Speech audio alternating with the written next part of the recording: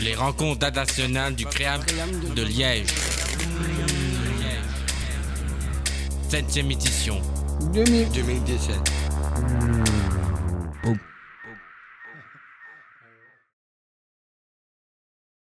Bonsoir à tous et bienvenue aux 7e édition du Rencontre internationale du Créable en 2017.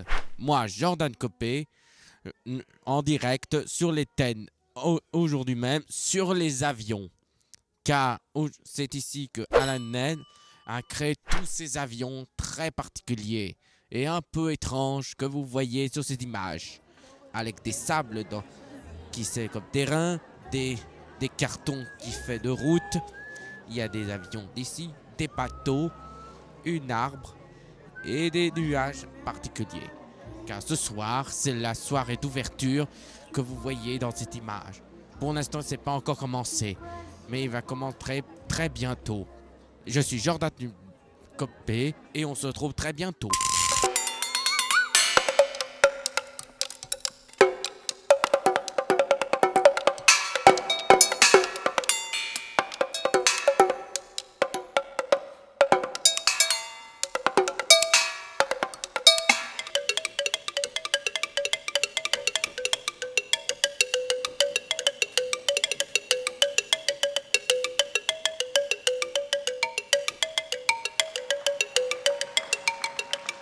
Comment vous avez commencé votre carrière musicale? Alors, je rentrais dans l'école, je devais avoir 11-12 ans. Et puis, je rentrais en vélo et il y avait beaucoup de vent. Beaucoup de vent? Oui. Il y avait 2 kilomètres comme ça de l'école à chez moi. Et à l'époque, mon père m'avait ramené un cerf-volant de la mer du Nord. Alors je me dis, chouette, je vais aller faire mon cerf-volant. Et alors je rentre, je tape mon vélo, mon cartable, je prends le cerf-volant, je vais dans le fond du jardin. Il y avait une vieille grille comme ça entre le jardin et les prairies. Je tape le cerf-volant de l'autre côté. Et j'avais des bottes en caoutchouc, je grimpe sur la grille. Et il y a mon pied qui reste coincé entre 2 pointes, je saute et crac. Je me casse une jambe comme ça. Et mon père, il jouait du piano, il faisait du ragtime. Et un jour, j'ai pris un tournevis et un bic et j'ai commencé à taper sur le plâtre et à l'accompagner. Et puis voilà, c'est comme ça que j'ai commencé. Après, quelques mois après, j'ai eu un plat de marche. Et lui, il a dégoté une vieille batterie chez un copain. On a commencé à faire des balles. Et puis j'ai monté mon petit groupe de rock qui s'appelait Dératisation à l'époque. C'était du punk rock. Puis j'ai fait l'académie. Et voilà, de fil en aiguille. J'ai continué, quoi. Waouh, ça c'est une histoire, vous trouvez pas? C'était très bien. Vous êtes un très bien musicien. Merci. Merci. C'était Jordan Copé pour le direct du Grand Rencontre international du Créable.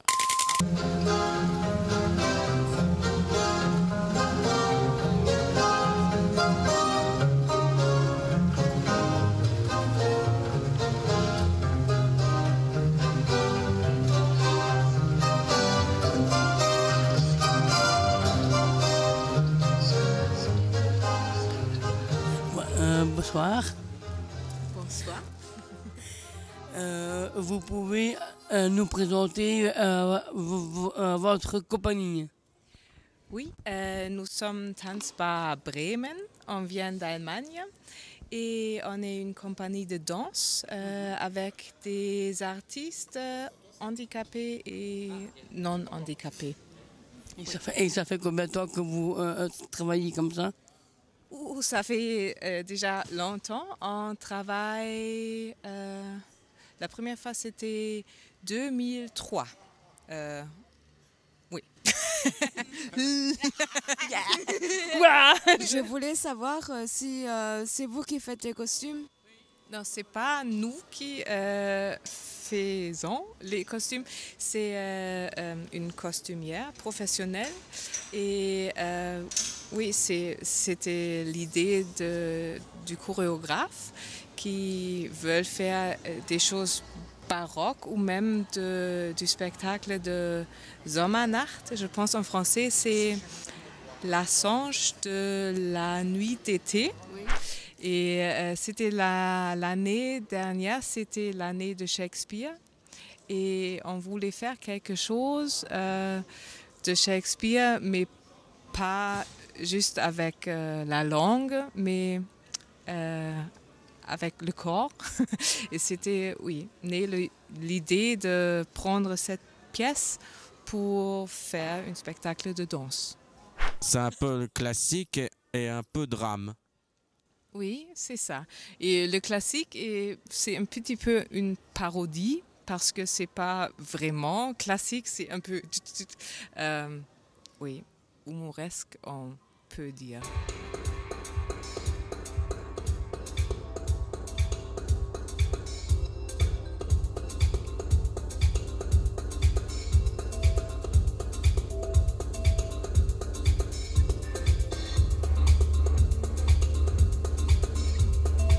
Eh ben, merci. Et excellente la soirée. C'était Jordan Copé en l'antenne pour le grand rencontre international du Créable. À vous.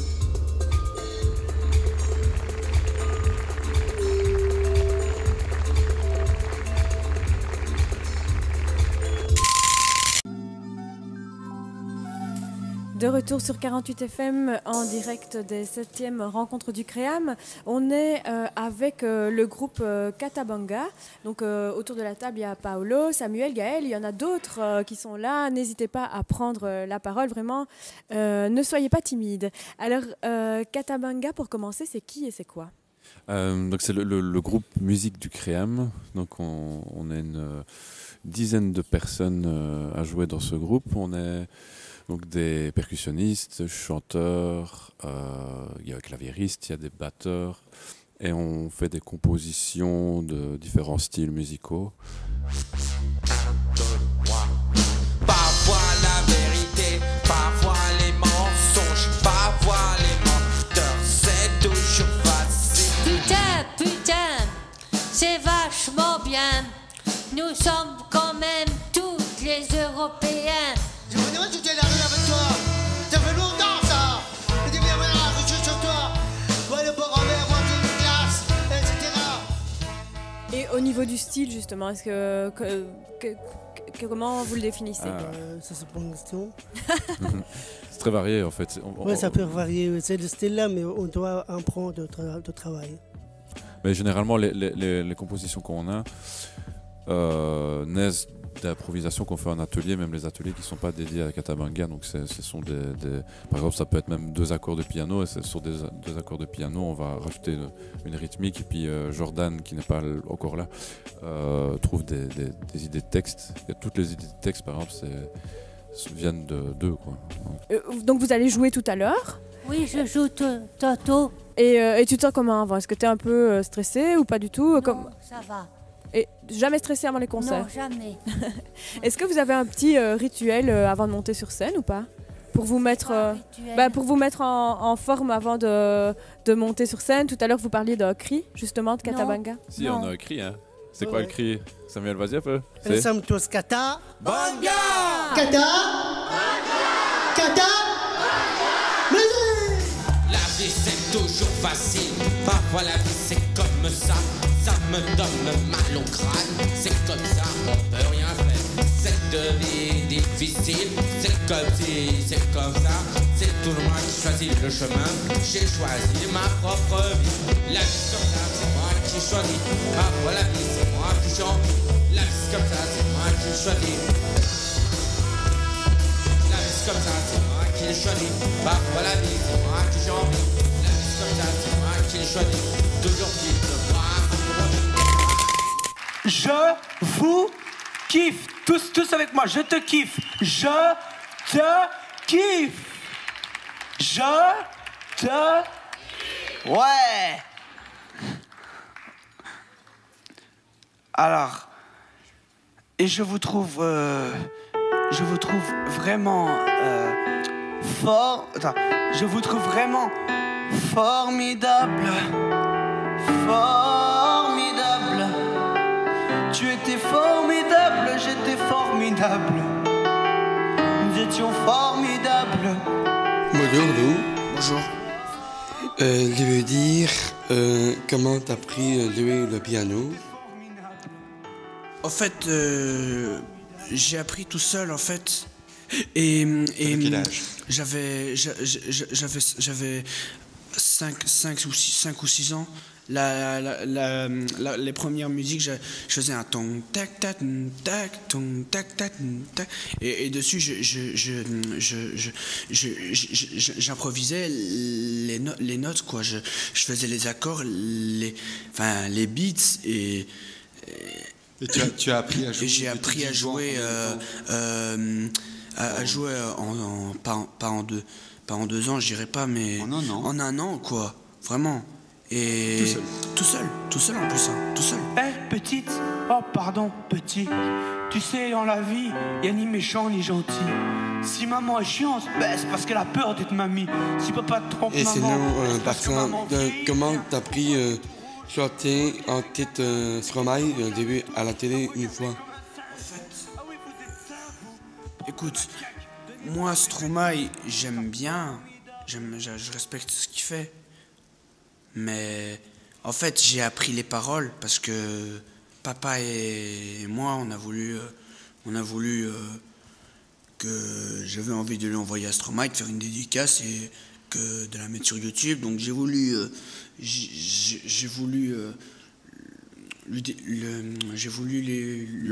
lui envoyer la vidéo et qu'il kiffe quoi. Et alors à ce moment-là, Cap 48 nous a demandé de le refaire. Et c'était pas de la merde, hein. C'était bon, c'était cool, c'était...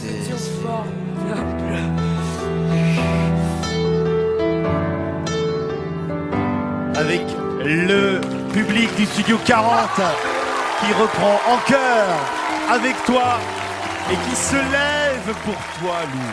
Ils sont tous debout parce qu'ils saluent ton talent. Stromae n'a pas réagi, hein. Stromae n'a pas réagi.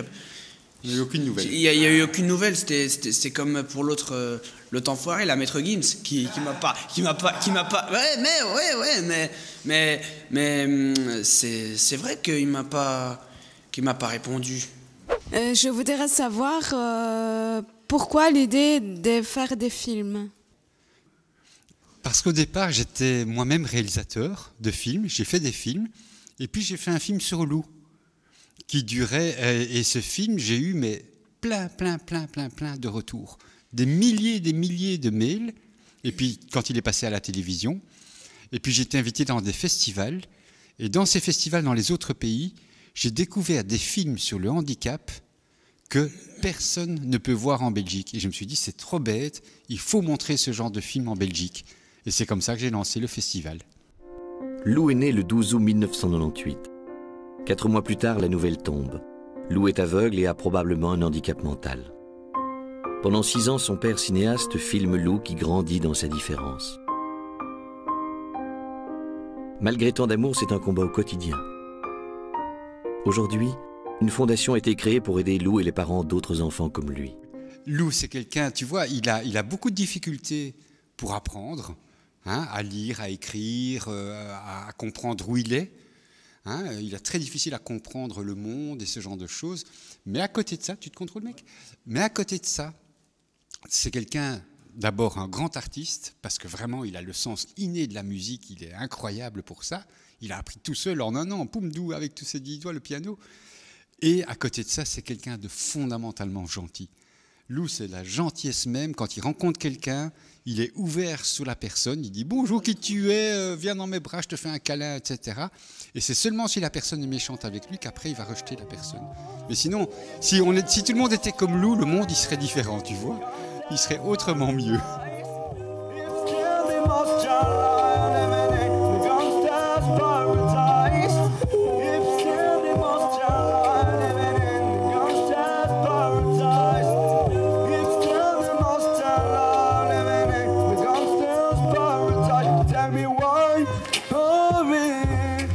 Franchement, j'aime bien les travails